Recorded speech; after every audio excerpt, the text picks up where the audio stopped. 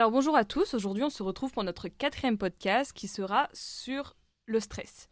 Donc on va évoquer des sujets comme qu'est-ce qui nous stresse, depuis est-ce qu'on a toujours été stressé, le rapport avec nos études et comment on est arrivé à gérer notre stress, si on y arrive ou si on n'y arrive pas.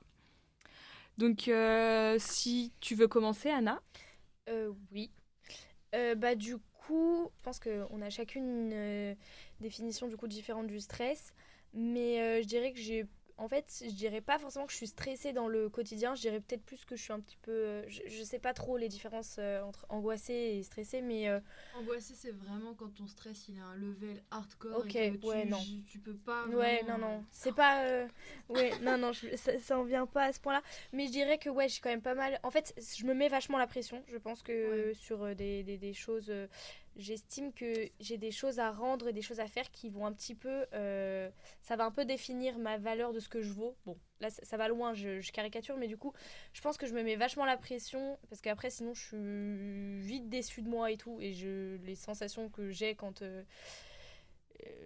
Voilà, j'aime pas. Après, ça, c'est aussi du coup le rapport avec la confiance en soi, mais du coup, je dirais que je suis quand même assez stressée parce que dans le sens où j'aime bien contrôler mon image et ce que je renvoie et ce que voilà, donc du coup, voilà. Et après, est-ce que ça se ressort dans des actions du quotidien? Ouais, non, ce que je disais, c'est ça, c'est du coup me mettre la pression sur des choses et tout. Et après, je dirais que la confiance en moi après, voilà.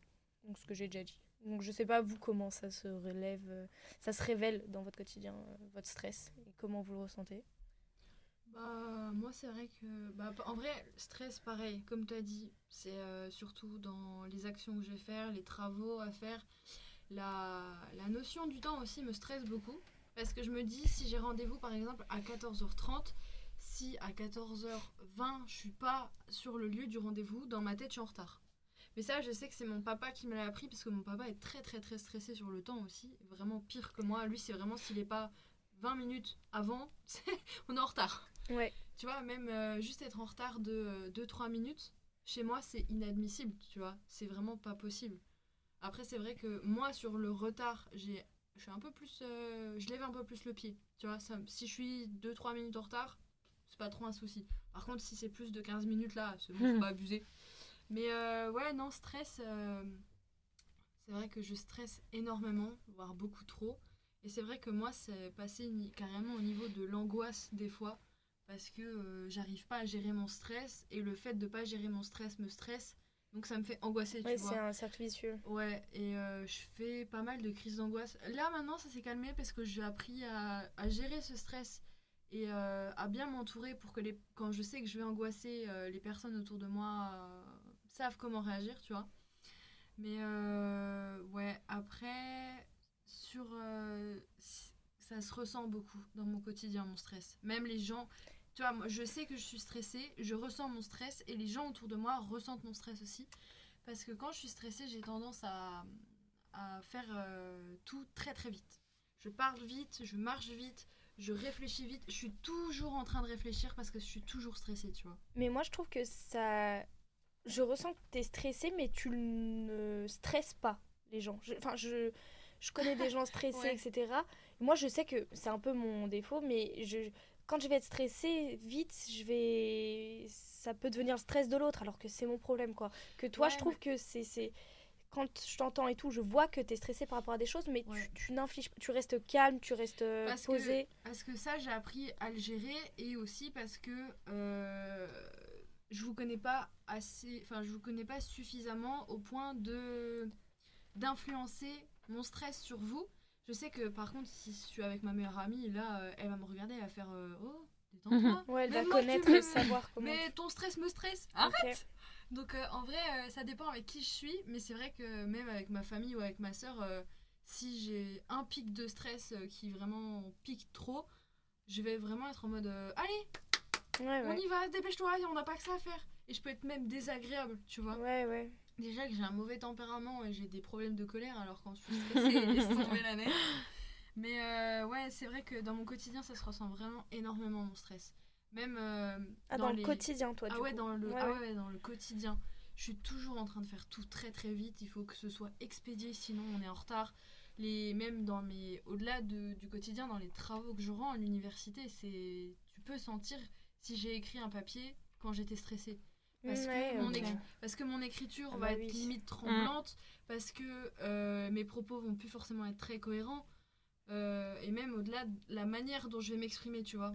Ah, mais c'est sûr, mais t'as évoqué le rapport au temps, c'est vrai que le rapport au temps, moi je sais que c'est un truc aussi où je conscientise vachement quand, où, du coup il faut tout le temps...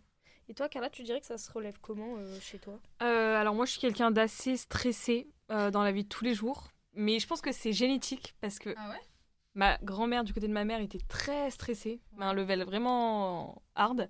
Ma mère est quelqu'un de stressé un peu moins, et moi je suis stressée encore un peu moins qu'elle, donc j'espère que ma fille sera moins stressée. Avec le temps. Mais alors que par exemple mon frère et mon père ne sont pas du tout stressés. S'ils arrivent en retard, ils s'en fichent. Et avec ma mère on n'est pas comme ça. Mais moi je suis quelqu'un de très stressé, que ça soit pour les cours, pour les relations amicales ou les relations... Enfin, pour les relations je peux être stressée.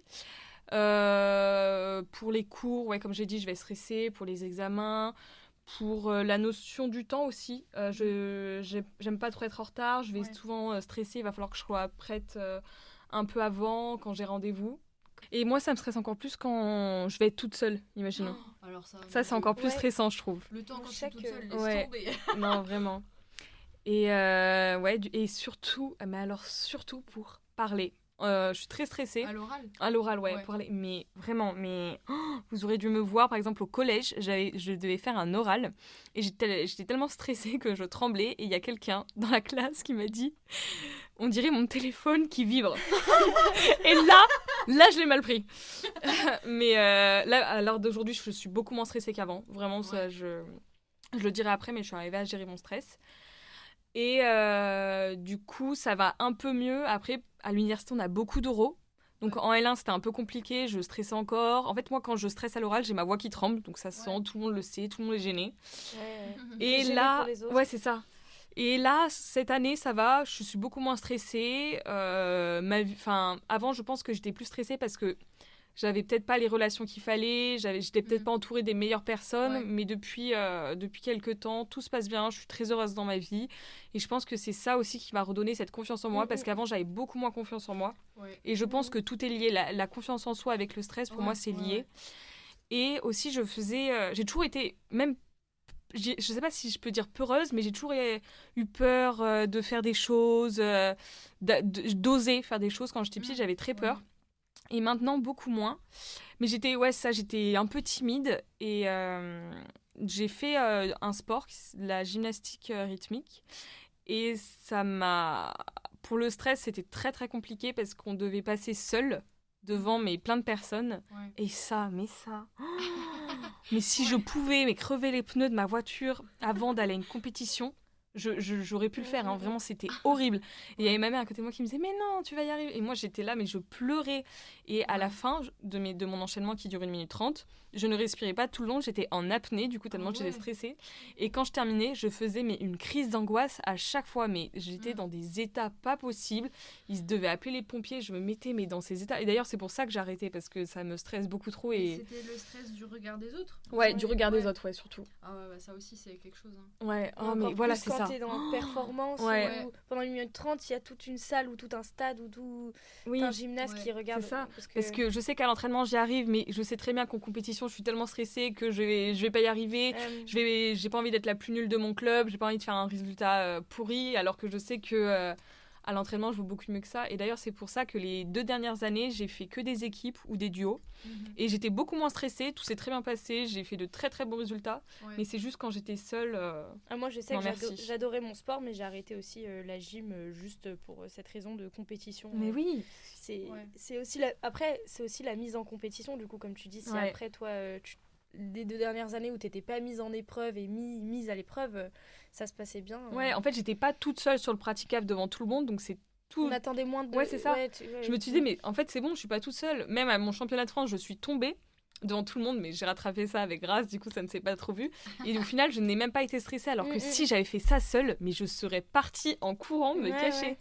Ça peut se relever du coup de plein de manières différentes. Moi je sais que des fois, juste le fait de ne rien faire, Je suis quelqu'un, en fait, aussi qui a besoin. Ça, c'est aussi le rapport de comment tu te sens avec toi-même. Mais moi, je fais beaucoup de choses. J'essaye toujours de remplir un peu mon emploi du temps. Et des fois, quand je me retrouve seule, et en fait, ça m'arrive aussi, là, du coup, souvent depuis que je suis en Erasmus, mais ça, c'est par la respiration, moi, que ça passe. Je dois me faire respirer de manière super bizarre, mais je dois me faire bâiller pour respirer. Et je suis à bout de souffle très souvent. Et ça, la première fois que ça m'est arrivé, c'était au lycée. Je crois, c'est quand j'étais chez mes grands-parents et que j'avais pas grand-chose à faire. Et là, j'étais en mode, mais ok, là, t'optimises pas ton temps, tu pourrais faire ça, tu pourrais être des amis et de penser. Après, t'as du recul sur toute la situation. Du coup, après, c'est toi et ton cerveau toute seule. Moi, je sais que ça se relève vachement dans de la respiration, où des fois, je me suis retrouvée des dimanches entiers à respirer comme ça, comme une benet, parce que toute seule, je vais trop loin dans ma tête, quoi. Et moi, je suis exactement pareil que toi, je pense trop, et c'est d'ailleurs pour ça que Avant, je faisais beaucoup d'insomnie, maintenant ça va beaucoup mieux, mais je mets toujours du temps à m'endormir et je pense tellement le soir. En fait, c'est quand je suis seule. Et c'est pour ça, des fois, je pense que ça m'angoisse d'être seule parce que je fais que penser à plein de trucs que j'aurais pu changer, que j'aurais pu peut-être moins regretter des trucs comme ça et je fais que penser. Ouais. Et du coup, c'est le fait d'être. Enfin, c'est fou parce que du coup, c'est ça, c'est le fait d'être seule parce que toi, ça se relève la nuit. Moi, ça se relève, en fait. Moi, ça se relève quand je suis un peu en ennui. Un petit peu dans la période d'ennui. Bah, je me retrouve des fois dans mon lit être. Et il y a ma soeur à côté, mais Anna, respire normal, ça fait angoisser, quoi. Mais du coup, c'est fou aussi comme toi, Chloé, je pense que tu vas en parler, mais ton eczéma, un petit peu. Je sais pas, en fait, je sais même pas si tu voulais en parler. J'étais un peu. On peut en parler, non? Non, mais c'est parce que je disais, vu qu'on disait ce qui nous stressait et comment ça se relève. Car là, les insomnies, moi, la respiration, toi, c'est comme ça que je connais. Je pense que c'est lié, toi, non? Le stress avec l'eczéma. C'est psychologique. Ouais. Bah, en fait, déjà, l'eczéma, c'est une maladie corporelle, mais c'est aussi une maladie, je vais pas dire maladie mentale, mais c'est psychologique. C'est psychologique, en fait, l'eczéma aussi, parce que c'est la manière dont ton corps a trouvé pour s'exprimer parce que tu dis pas les choses. Tu vois, tu gardes tellement tout à l'intérieur de toi que ton corps doit s'exprimer et doit exprimer ton mal-être par la moindre des manières. Et bah moi, mon corps, du coup, c'est par l'eczéma, où en fait, quand je vais être très stressée, je vais avoir des grosses poussées d'eczéma partout sur le corps parce que mon corps a besoin d'exprimer ce stress et de l'évacuer, tu vois. Mais du coup, c'est quand même quelque chose qui se fait mal automatiquement, mais c'est mal, tu vois. Parce que je vais pas dire que je me détruis la peau, mais quand j'ai vraiment des énormes crises de démangeaison, je peux me gratter jusqu'au sang, jusqu'à vraiment à enlever 3-4 couches de peau, tu vois, parce que je vais être vraiment dans une période de mal-être qui est énorme et que soit j'ai pas la bonne personne pour en parler, soit j'arrive pas à en parler, soit le sujet, je peux pas en parler parce que les personnes sont pas au courant de ce qui se passe dans ma vie et que j'ai peur de me faire juger.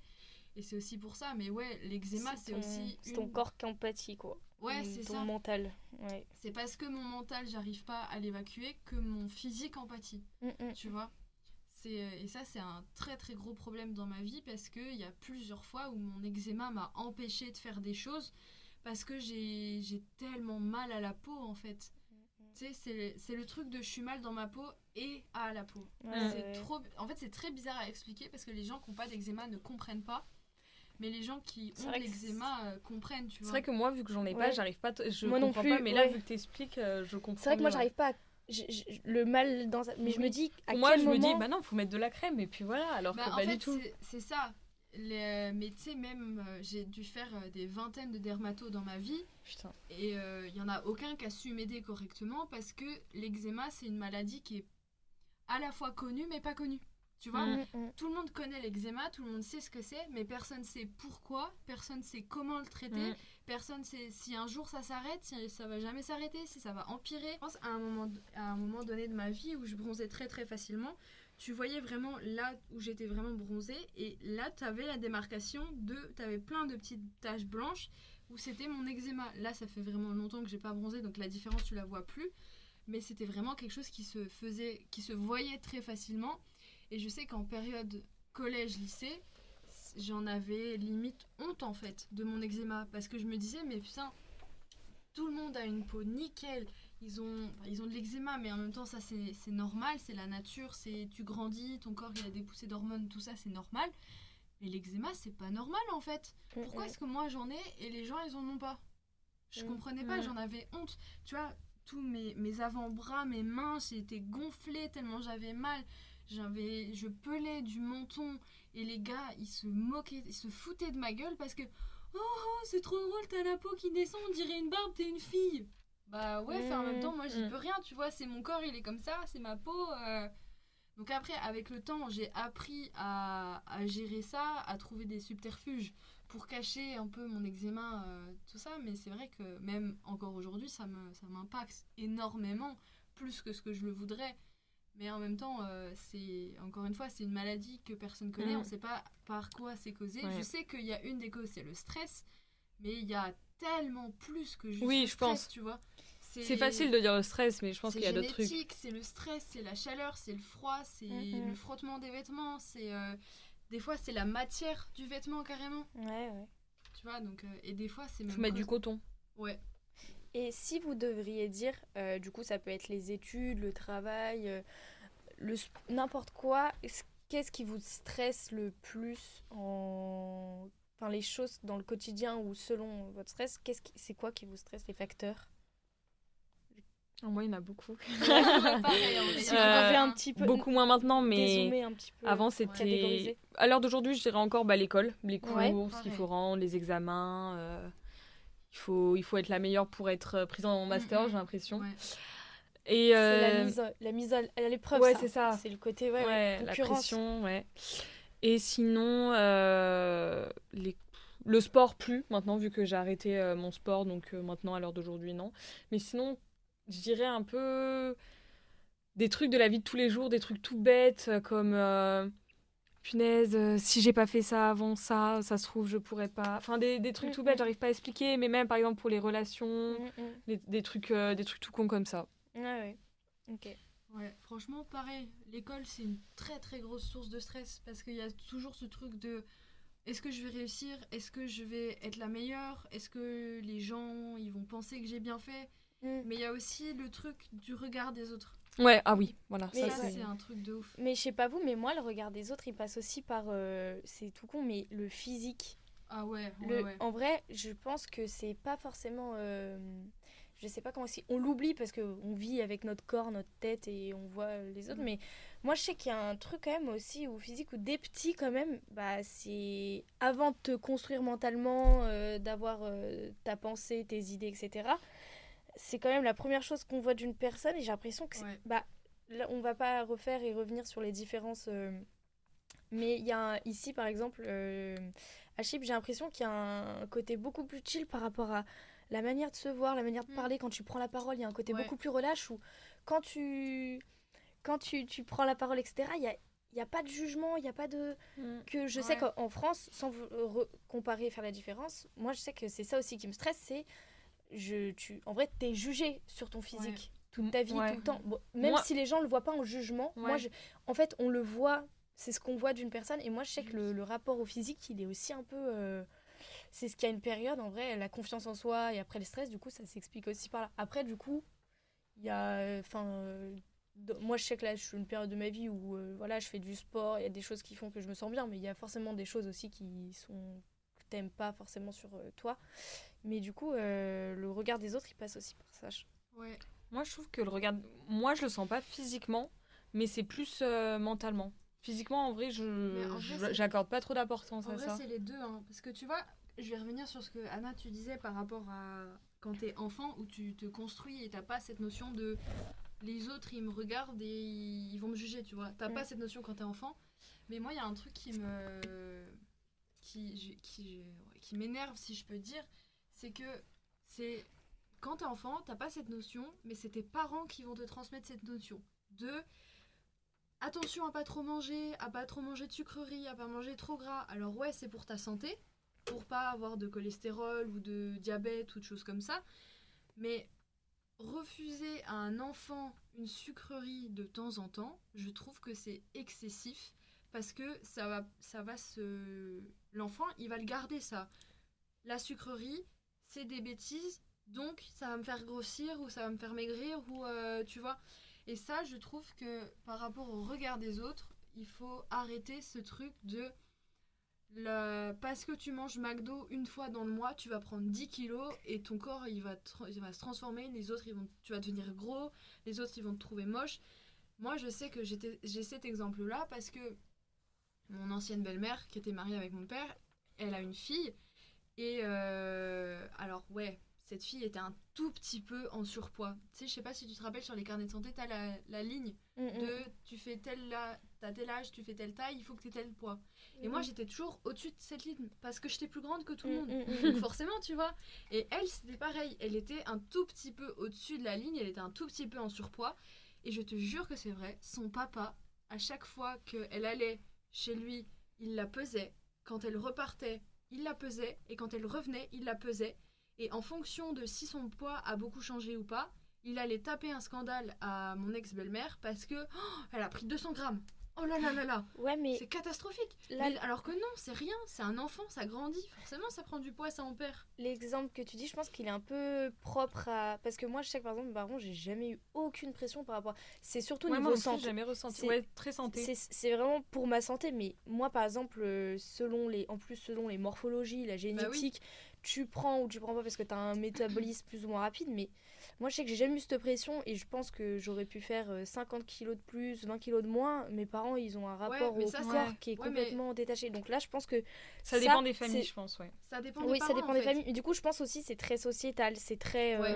Il y a des choses qui sont très normées, que des petits, on a des idées dans nos têtes. Ouais. Les magazines, ça passe par les médias, plein de choses. Mais du coup, mais les parents, je pense qu'ils peuvent avoir un rôle aussi Les parents, néfaste.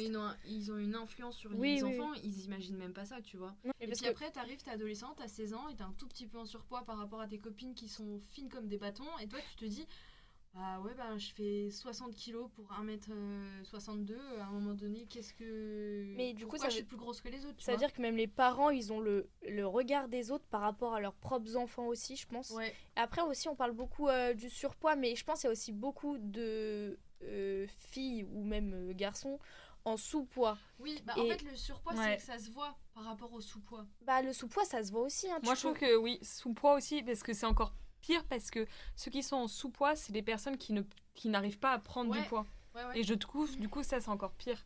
Ouais, Je sais pas.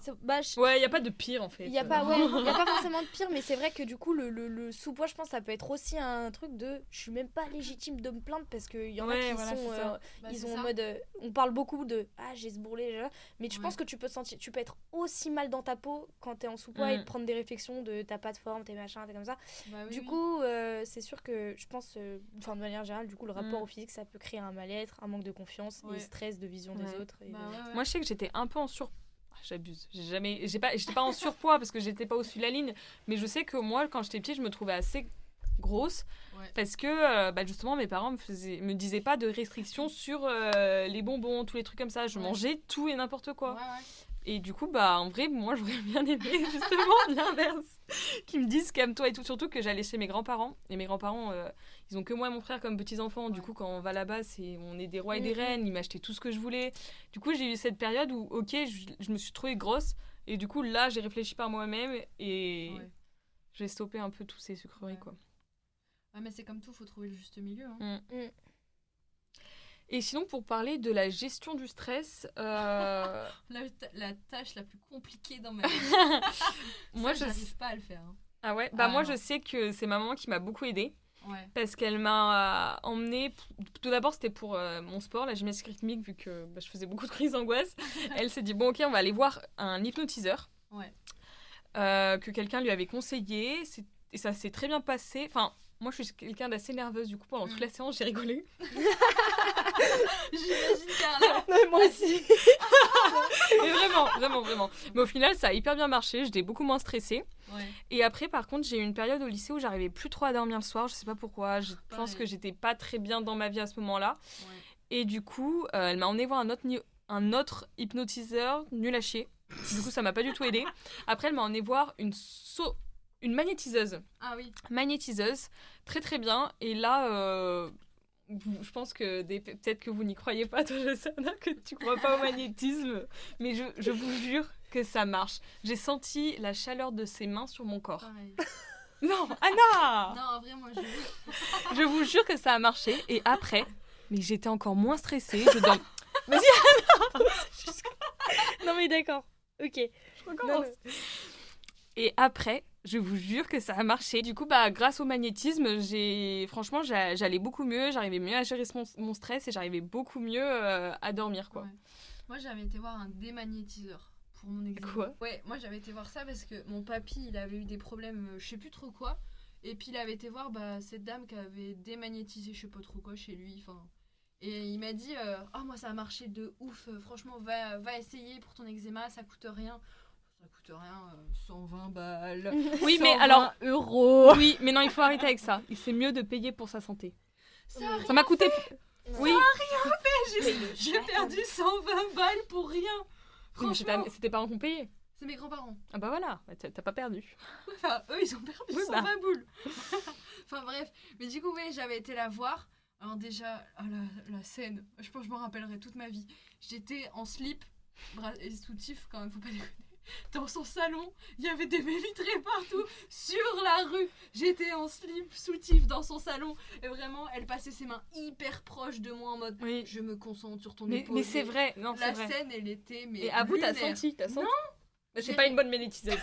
Parce que je vous jure que c'est vrai. J'ai rien senti, juste la seule chose que j'ai senti c'était ses mains sur mon cul. Mais moi, mon expérience, ça fait rien du tout, donc c'est vrai que j'ai un peu de mal sur les trucs. Je vous jure qu'il faut y sourcils, tout croire. ça. Faut pas croire qu'à la médecine scientifique. Ah non, mais je crois pas que à la médecine scientifique. Hein. Non, mais c'est Ah, vrai. là, regarde, la médecine scientifique, elle fait tellement bien les choses que le cancer, c'est toujours là, les maladies mentales, c'est toujours là, on n'y croit pas. Et toi, Anna, tu gères comment ton stress ? Moi, je crois que je le gère pas trop encore. Hein. En vrai, non, mais je pense le Conseille ma processus. magnétiseuse. Non, non. Mais je pense Mais le pas les processus, démagnétiseurs, il est long surtout. de savoir en vrai comment j'ai. Bah oui. Parce que déjà, moi, il y a que depuis en vrai peut-être même cette année ou l'année dernière que j'apprends à comprendre qu'est-ce qui me stresse vraiment. Parce que c'est pas que de passer à l'oral, c'est le regard des autres, c'est ça, Ouais. c'est ça. Donc en vrai, rien que le processus de qu'est-ce qui stresse et tout, d'avoir le recul sur les situations, le contrôle que t'as. Donc en vrai, pour le moment, je fais pas grand chose. Après, je sais que Ouais. j'ai des techniques un petit peu, pour m'endormir, pareil, quand je m'embarque un peu dans des trucs stressants, de respiration où j'essaye de me calmer. Après aussi, des fois, c'est inconsciemment qu'il y a des choses qui me calment. Donc c'est parler avec des gens, du coup, ça va te détendre, Ouais. tu vas penser à autre chose. Ah, c'est Ou ça. même ouais. Après, je sais que... Moi, je sais que ma famille, par exemple, je vais pas... c'est c'est des gens que je vais essayer d'écarter de mon stress quand je vais être stressée. Donc, ça Ah va ouais peut-être plus... je vais pas forcément en parler ou... Ouais. À part pour les choses assez pas futiles, mais si je passe un oral, je vais être en mode papa, j'ai un oral. Mais en soi, il va pas y avoir vraiment de pro. Enfin, il va pas me calmer ou rien faire du tout. Du coup, je pense des fois, c'est plus inconscient quand je vais en parler avec ma soeur, mon copain, mes amis. Mais sinon, ouais, non, je dirais pas que j'ai des. Enfin, j'ai pas essayé de, comme vous, pousser le truc pour. À mon avis, essaye. Hein. Hypnotiseur, il faut bien par contre que sa voix, elle marche elle colle En avec fait, c'est ton ça, corps. et il faut que j'y croie. Et donc, il faut que j'ai passé ce stade dans ma tête où les énergies, elles peuvent faire quelque chose, je Ouais. pense. Oui, Parce que là, je pense que je suis encore un petit peu trop perplexe, oui, mais sceptique. Oui, mais non, mais c'est aussi ça. Si ton mental Bah y est oui. pas, ça marchera pas. oui. J'irai quand j'aurai le. Alors que le ça a déclic. soigné vraiment beaucoup de personnes. Bah oui. Moi, je sais Ouais. aussi que ma mère, elle m'a fait aussi des séances de sophrologie. Ah, la chouette. sophrologie, faudrait que j'essaye ça. Et en vrai, c'est pas mal. Non, c'est pas mal. C'est un truc de respiration. Ouais. Je sais qu'elle a pris des cours. Ouais. Et en vrai, c'est bien. Ça a permis de bien respirer et d'arriver à évacuer le stress. Des fois aussi. Pardon, vas-y, Chloé. Non, t'inquiète. Non, mais aussi, un truc pour savoir gérer son stress, c'est savoir qu'est-ce qui te stresse. C'est ça, c'est pour ça que je Mhm. dis que moi j'ai même pas encore essayé parce que j'ai l'impression que je suis encore en processus de savoir qu'est-ce qui me stresse. Il y a que cette année où j'ai un peu, je suis allée un peu plus loin dans ma tête et je me suis dit que c'était pas juste des passages à l'oral. Mais moi je sais que par exemple inconsciemment même le sport, des fois ça me libère, Mm. je me défoule, je suis fatiguée et du coup ça me libère. Je pense pas à ça, du coup même si c'est pas vraiment une thérapie profonde, en vrai sur le coup c'est ce qui me fait du bien. Ouais, Ah, mais le parce que sport, dans la c'est semaine. bien. Ça Ouais. permet d'évacuer les toxines. Ouais. Ouais, mais aussi parce que quand tu fais ton sport ou toute autre T'es activité, concentré. je dis pas ça. Autre chose. Ouais, c'est ça, en fait, ton esprit, il est plus sur alors il y a ça, Il y a rien. ça qu'il faut que je fasse, il y a ce stress-là, il y a ce stress-là, il y a ça, il y a ça, il y a ça. C'est vraiment, tu te concentres sur ton sport, qu'est-ce que tu dois faire, ouais. quel poids tu vas mettre, comment tu vas faire ton exercice. Tu vois, c'est vraiment, tu prends ton cerveau, tu le mets en pause et tu fais ton truc. Ouais. C'est ça qui est bien en fait. pour toi c'est le sport, pour d'autres c'est la musique, la lecture, la Ouais, cuisine. c'est ça. Tu vois, en fait, je pense que pour gérer son stress, il faut réussir à, identifier ce qui te stresse, identifier quand tu fais une activité, pourquoi ça te déstresse et comment tu arrives à faire, et 3, qu'est-ce qui te déstresse, tu vois. Faut pas s'arrêter au truc de oh, je suis stressée, je vais aller voir un psy pour parler. Parce que je sais que le psy, moi j'ai été voir un psy à cause du divorce de mes parents, parce que ça m'avait vraiment traumatisée. Et ça m'a énormément stressée. Et j'ai été voir un psychologue pendant, je sais plus, 1 an et demi, 2 ans. Ça a rien fait, quoi. J'allais là-bas parce qu'on m'a dit qu'il fallait que j'aille parler à quelqu'un. Je lui racontais un peu ma vie vite fait. Je sortais de là-bas. J'étais pas moins stressée, tu vois. Ouais, mais les psychologues, par contre, je pense que ça marche vraiment. J'ai Oui, beaucoup je de pense. retours comme quoi ça marche vraiment, mais il faut vraiment connaître. Enfin, il faut que tu le saches que c'est la bonne personne. Ouais. Parce que si c'est pas une personne qui te convient, ça marchera pas. Ouais. Mais non, mais ça, je suis d'accord avec toi parce que ma sœur, elle a été voir une psychologue suite à mon ex-belle-mère parce que ma sœur est tombée en dépression à cause de cette femme. Et elle a été voir 3 psychologues différentes, 3 femmes. Et en fait, après, elle a choisi sa psychologue parce que c'est avec elle qu'elle se sentait le mieux. Véronique, si tu passes par là, on t'embrasse, on te fait des bisous. Et maintenant, ma sœur, elle est toujours dépressive. Enfin, dépressive niveau 0, tu vois. Il y a toujours ce truc de ça peut se redéclencher. Mais aujourd'hui, elle est hyper heureuse, elle est hyper confiante dans ce qu'elle fait, dans son corps. Elle est à un point dans sa vie où mentalement, ça va. Grâce à cette femme psychologue. Donc c'est pour ça que Carla, ce que tu dis c'est vrai, il faut sentir le truc avec ta psy. Parce que si t'es en face de quelqu'un que t'as pas envie de lui parler, pour lui parler de tes problèmes, ça va être compliqué, quoi. Mais je pense aussi, quand une situation te stresse aussi, moi on m'a dit quelque chose cette année, c'est si tu sais que tu peux rien y faire, il y a des choses, par exemple, on parlait des choses, par exemple des retards. Le retard, quand tu... Après, je suis d'accord que toute seule et à 2, c'est pas pareil. Mais quand on arrive en retard et tu sais que tu peux rien y faire à cette situation... Moi, je me souviens, j'arrivais en retard à un cours cette année toute seule. J'étais pendant 20 minutes dans le train et je me disais, mais je vais arriver en retard, comment je vais arriver dans le cours, je vais arriver de quel côté et tout. Et après, en fait, quand on m'a dit, mais de toute façon, je peux rien y faire à ça. Donc, j'ai pris conscience de, par exemple, des situations auxquelles je peux pas contrôler, comme les papiers Erasmus, l'administratif. Maintenant, ça va. J'arrive à me dire, de toute façon, c'est de la perte de temps stressé, autant rester calme, penser. Donc, c'est aussi conscientiser ça et voilà. Mais c'est aussi vrai ce que tu dis, de réussir à définir qu'est-ce qui peut être un stress causé par toi et que tu peux réussir à gérer et un stress que tu peux rien y faire. Ou juste tu subis la chose et tu sais que ça va passer après, quoi. Du coup, c'est une question aussi quand même de tempérament. Moi je vois mon père et mon frère, il y a des trucs qui leur stressent, comme par exemple changer de travail, comme mon père et tout, ça l'a stressé. Mais après c'est bon, c'est redevenu. Mon frère, il a jamais été stressé, mon frère. Ouais, c'est vrai que nous, on arrive à se dire que des fois, on peut être facilement stressé tous les jours. Que des gens comme tu as dit, ton papa, ça va être une petite phase, le temps que... Ça va être une oppression un peu extérieure, mais sinon, après, lui, son tempérament, il est pas... Donc moi, c'est triste, mais je crois que je serais toujours stressée. C'est vrai que c'est toute ma vie. Après, à des stades, ça s'arrange de... Après, voilà, c'est ça. Mais il y aura toujours un petit stress, et j'aime bien.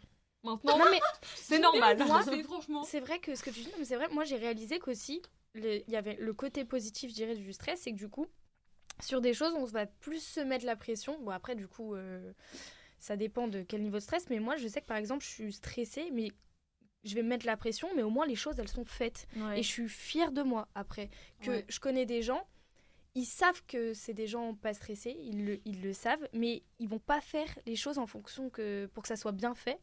Et ça, c'est le côté un peu négatif aussi de pas être stressé du tout. Du coup, c'est... Ouais, mais il y a aussi la différence de pression et stress.